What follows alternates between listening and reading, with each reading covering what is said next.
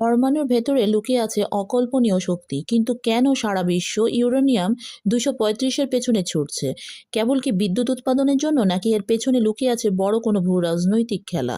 আসলে সব পদার্থের পরমাণুর নিউক্লিয়াসেই শক্তি জমা থাকে, কিন্তু ইউরেনিয়াম 235 হলো সেই গোল্ডিলক্স আইসোটোপ যা একটি নিউট্রনের আঘাতে সহজেই ভেঙে গিয়ে চেইন রিয়াকশন শুরু করতে পারে।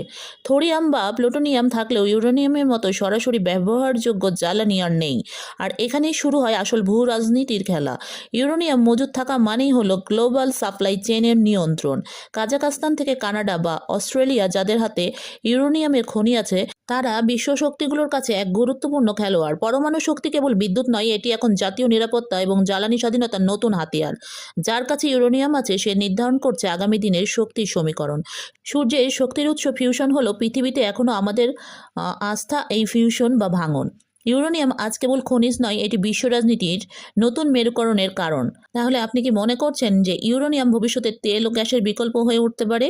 কমেন্টে জানান।